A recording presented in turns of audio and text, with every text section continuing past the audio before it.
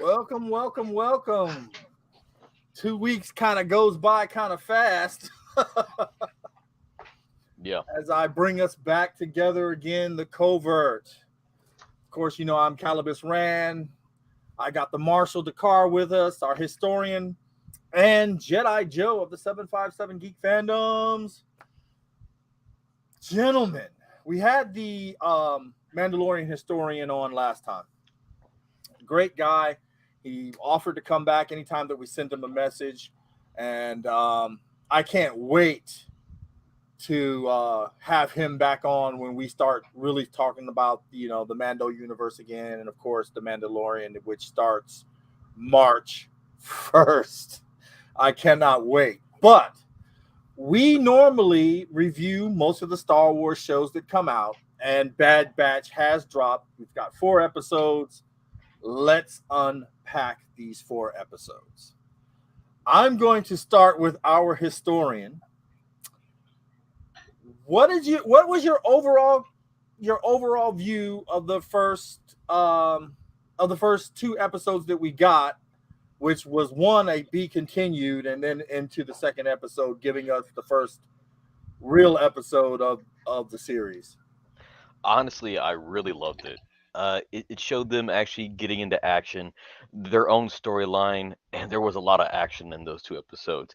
It gave us a great little background on Dooku, which I enjoyed, and there was that moment of where Tech was talking to one of the native citizens, and when he said that, no, we weren't separatists, we existed before the war, and Tech goes, oh, I never looked at it like that before. And that was just like, that's a really good point. I mean, the war is all these guys knew. And to them, everything was just a war. There was no pre-war. So they didn't really understand the galaxy beforehand. And I think that was a great little line to put that in there, to really put it in that, yeah, they're men, but they're also kind of children in a certain way. They don't have a whole lot of real world experience, outside of battle. No, I agree with that. Jedi Joe, your take on it? Oh, well, first off, it's just good to have the Bad Batch back on.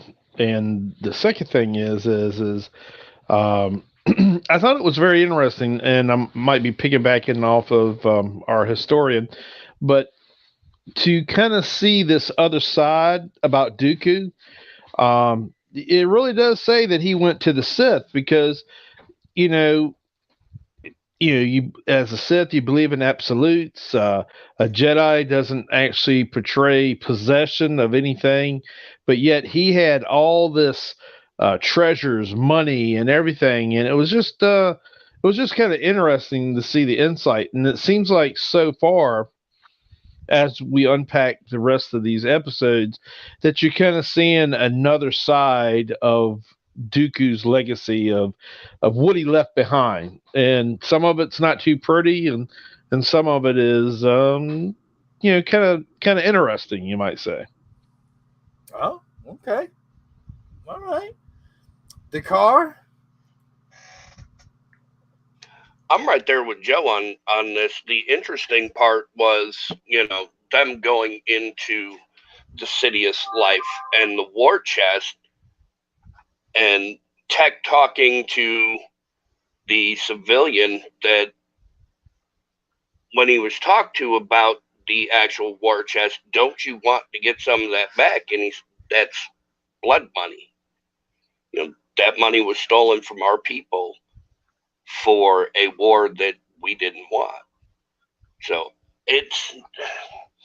they definitely gave us some insight into not only our Bad Batch, but to those that have been affected by the war, period. So I thought that was rather interesting myself. You know what? You guys give me, each one of you kind of gave me an interesting way to look at things.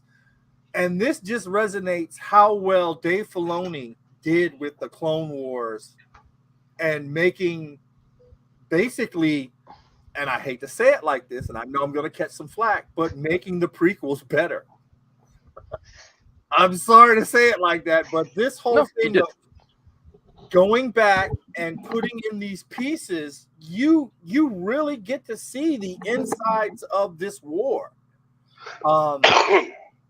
Not only with, I get it. It was mainly about Ahsoka and Anakin's fall and da.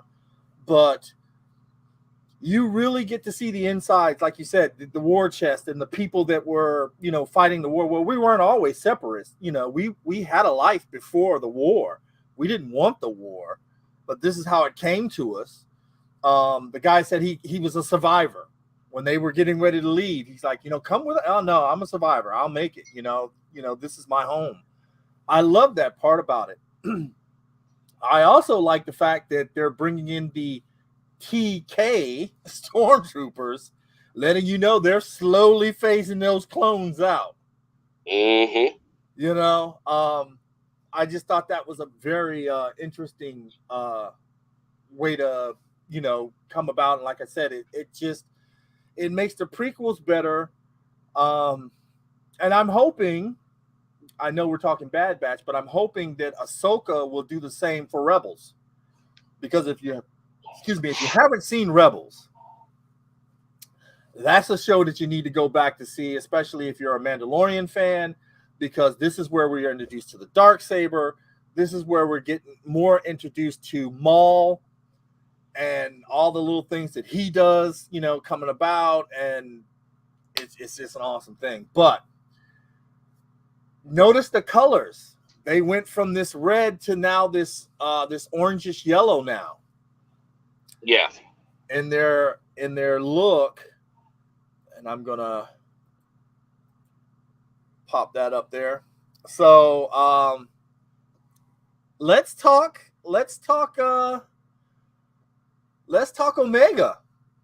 Did you see her rough little outfit that she's got on? She's got on her little combat hat, and she's getting good with the bow. Oh, the hat. I can do without that hat. Really? I like the hat. Oh, I don't know. They're selling something similar in Galaxy's Edge, and you guys know I'm a fanboy when it comes to Galaxy's Edge. I don't care what anybody says. I love it. It's expensive, but I love it. I don't care. But that hat, I saw that, and then in the last episode, we saw her still playing chess, which in my mind makes her a real good strategist. And that's being foreshadowed. You know what I mean? But let me get your thoughts on this. Dakar, your thoughts on Omega? I like what they're doing with her character development. I mean, you can still see the child, but you can see that she has grown a bit as well. Again, going back to the war chest, she was interested in getting that war chest because of a conversation adults had, which shows you the child side of her. But she still tried to be more adult. Now, when she was on the outside with that bow flying through, and they were trying to pick up the other two off the first planet, and she was shooting at the creatures, I mean, God. Yeah, she's definitely developed. And you're right, Mark, that bow, she is definitely developing with that bow. That was absolutely crazy. Well, that conversation was about her. That, hey, we're in this situation because of her. You know what I mean? And I love how, in the beginning, season 1, we were more interested in Crosshair,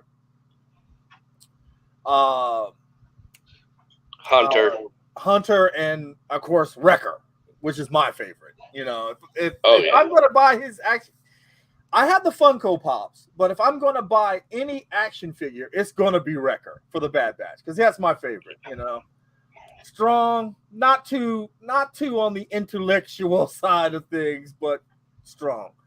Now, doesn't he kind of remind you of our old high school football guys? Big and bad, but man, did they need some help in the brain department? All right, Jedi I'm Joe, just teasing. No, I'm not. Jedi Joe, your thoughts on Omega? Oh, I like her a lot. I think she has. I think she's kind of that piece that keeps the guys together, kind of maybe calms them down just a little bit. Like you said in the first episode, you kind of see where she's grown and she's mature enough where she seems like she can handle certain things because you saw it at a Hunter. It's almost like he was wanting to hold her back, but yet he's realizing she's one of the crew members.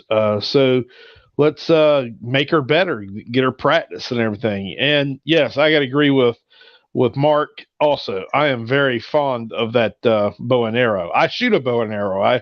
I have one, so I know the feeling of it, the power of it. So I can relate to it. But I hope to see more out of her, to see what more that she's going to be able to do, or what her special abilities are, because the strategy part, like you said, they're just barely showing it, and maybe it's going to come to pass. Maybe it might become a situation where the actual team itself gets say stranded or in a bad situation, and it's going to be Omega to pull them out. Nice. All right, Sai, give me your take on Miss Omega. Yeah, I think Joe's right. I think she does kind of bring them all together, but she kind of gives them all a purpose, and that's how they all come together. They want to protect her, they want to raise her, they want to give her the family that they had, but also that they didn't have. I mean, how many of us has sisters? I don't know if you guys do, but I do, and we just protect them, even if they're older than us. We just there's this instinct of everyone. Even when I was little, and I went to school with her, and someone made a stupid little remark about her birthmark, I just went into brother mode, and thankfully, my parents were there. I was just a little kid, but parents will hold you back. I liked the light bow. That is awesome. I don't care for the hat. I do like how they have her hair growing out. I wish they would show that a little bit more, give her a little bit more femininity to get away from all the trying to make girls look like boys kind of deal that's been going on in Hollywood.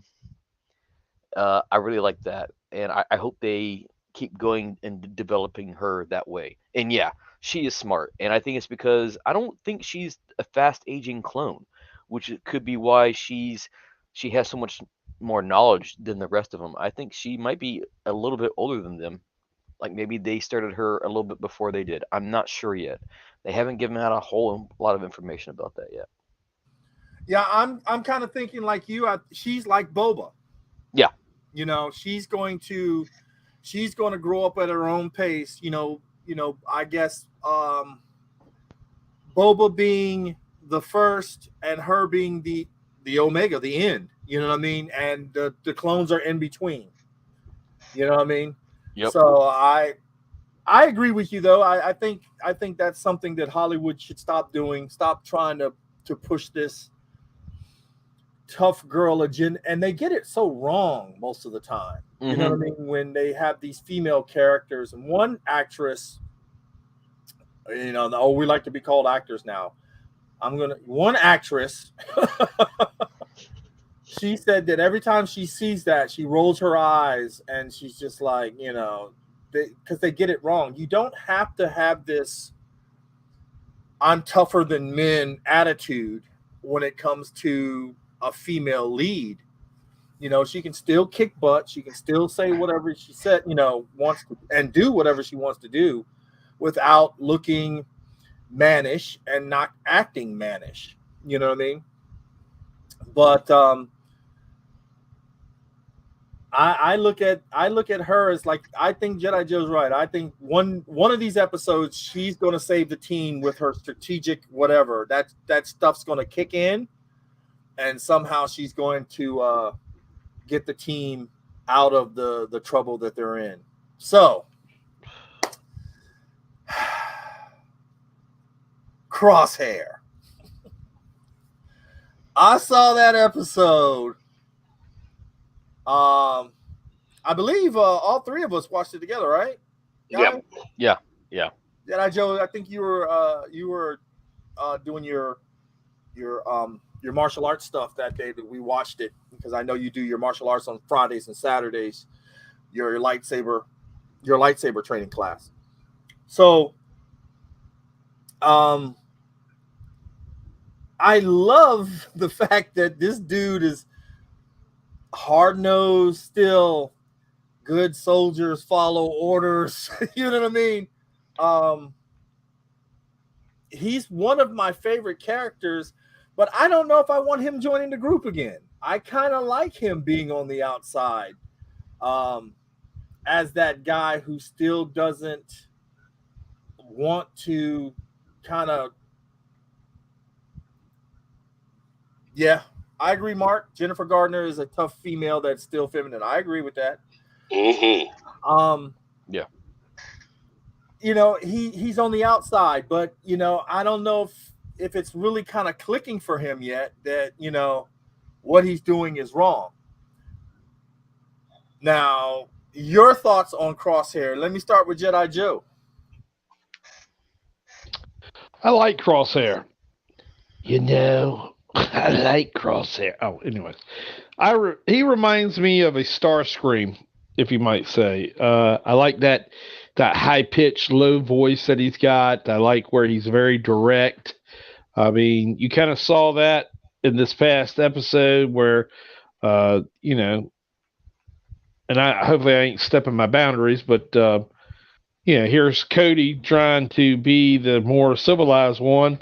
Next thing you know, he pops her. I mean, like you said, good. That was cool. Good soldiers, follow orders, and that's what he was doing. But I like Crosshair. Matter of fact, as Calibus was saying, I have I collect also the Black Series of Bad Batch, and I believe Crosshair and Omega are the two I'm missing. And I like his. I like him being a sharpshooter. Or a sniper. I really like that. Yeah, it's he was tough on that one. Sai, let me get your interpretation of Crosshair, sir. I really like it. I do agree with you, Calibus. I don't know if I actually want him to go back into the group. Although I think that's might be where they're headed. When you saw him get up in his bunk that one morning and he's sitting there by himself in his own bedroom cell, he doesn't have his family. And it's starting to hit him. And it just like with that one episode of Rebels where that one character who defected, when he was rescued, no one cared that he was alone by himself. No one cared that he was hurt. No one came to check on him. It's like you don't get that family anymore, and it starts to make you think. I think it might be an interesting thing for him to do with what the Inquisitor did on Rebels. Just he's not gonna leave the Empire, but he's gonna die for it because that's his ideals. He threw in his lot with them, and even though he could step over and join them, just like the Inquisitor did, he didn't. He decided to die on his mission, and I want to see that. I really do. I know that's harsh, but I think that'd be a great character arc for him. Agreed. The car.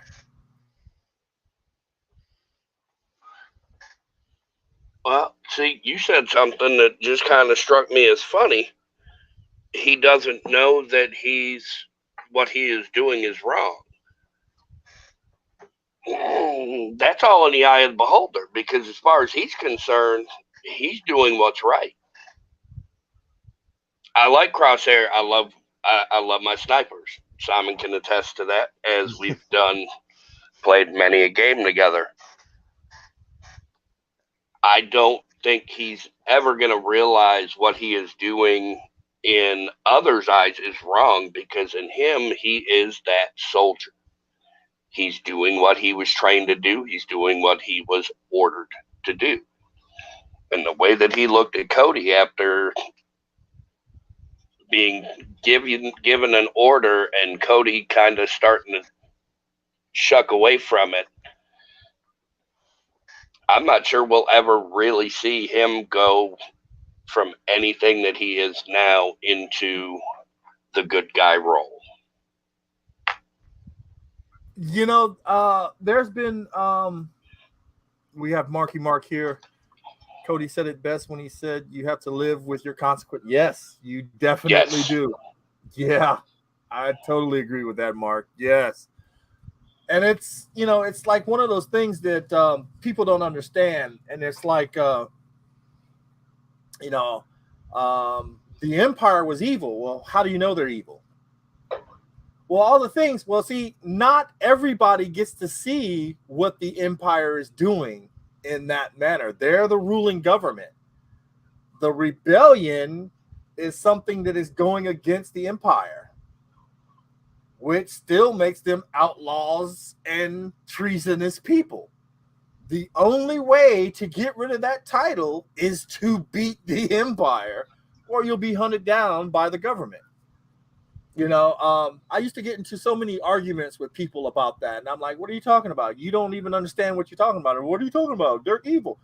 You see it on screen, the horrors that the Empire is doing. Most people don't. Even in the stories, they're slowly leaking that out to show the Empire being as evil and manipulative as they are. But most people, especially in the core worlds, they don't care. And I hate to bring this guys up, but in Andor, as you could see, the rich were happy. You know, the Empire doesn't do, they put money in our pockets. We're all good over here. You know what I mean? Yeah. Why would we go against this? You know? Now, of course, when you get on the Outer Rim, where nobody gives a damn, that gives them free reign to pretty much, you know, hurt people, do whatever else, because nobody cares. You're on the Outer Rim. Nobody cares. You're close to wild space. Nobody cares what you're doing. I just thought that interesting. Which brings us to our last episode.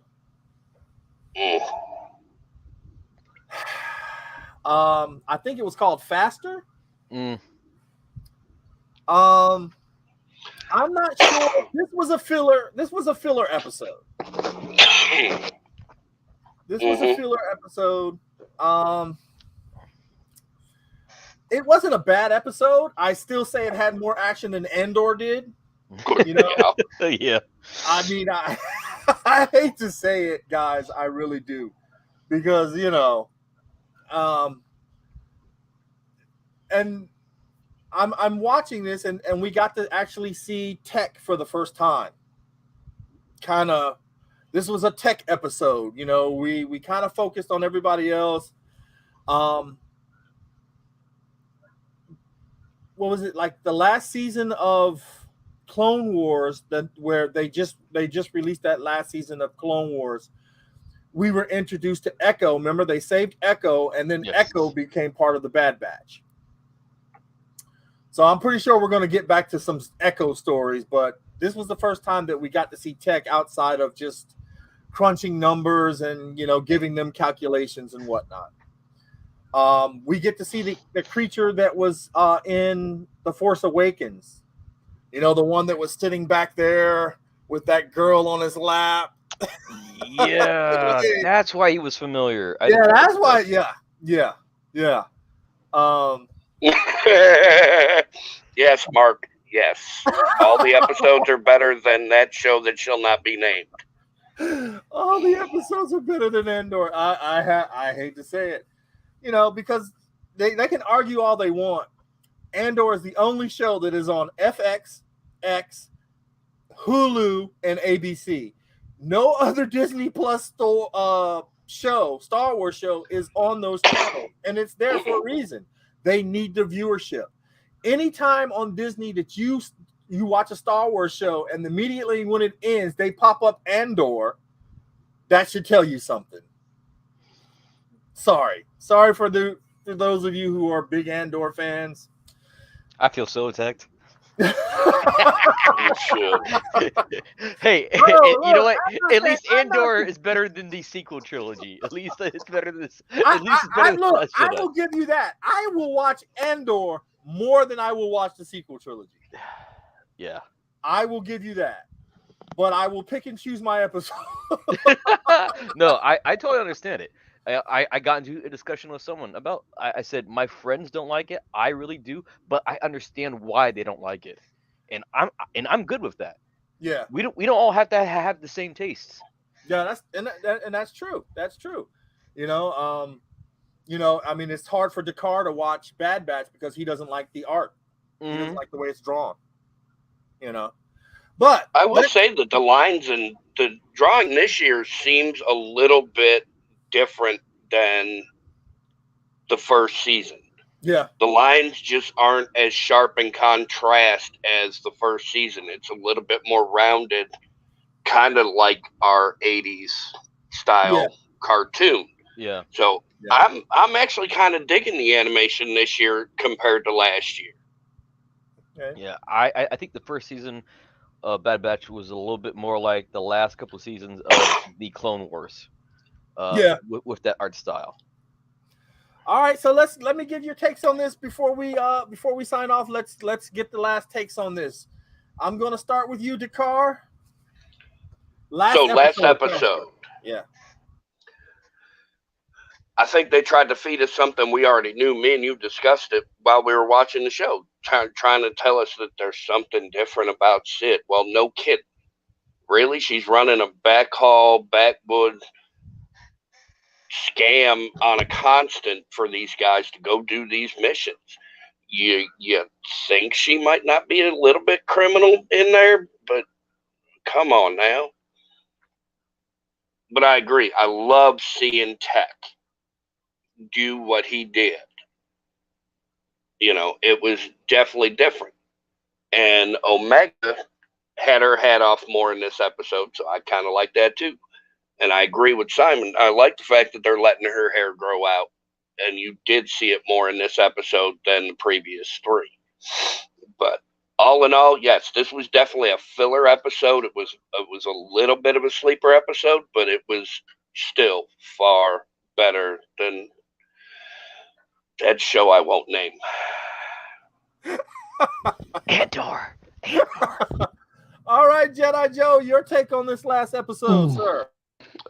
Well, I think I'm kind of with you guys. It was one of those episodes where it was a filler. You saw some similarities of some stuff that you've already seen before. When I saw something in the description, I thought, oh my God, they're going back to Tatooine to do the pod racing again. So instead of pod racing, you got this other type of speeder racing. Then they added some twist to it. And next thing you know, you got death race in it. So I like that. That poor droid, he was annoying. I was so glad when he got killed. It was refreshing. So having Tech, Tico or something like yes, that. he was a trip. But I think this episode was good. It wasn't as good as the last one, but it was still good.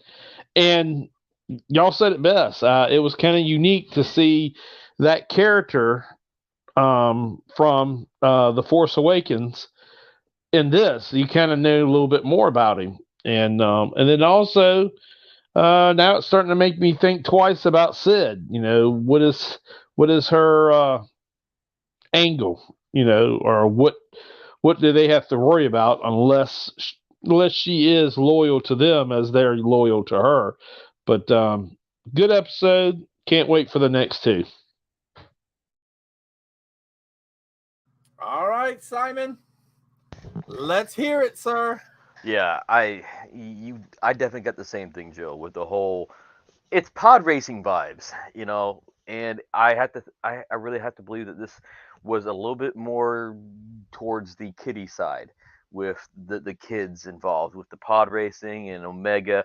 And to be honest, I thought she was going to be the one driving that pod at one point. I also think that this is a budget episode because you notice the rest of the cast wasn't in there. It was just a couple of them.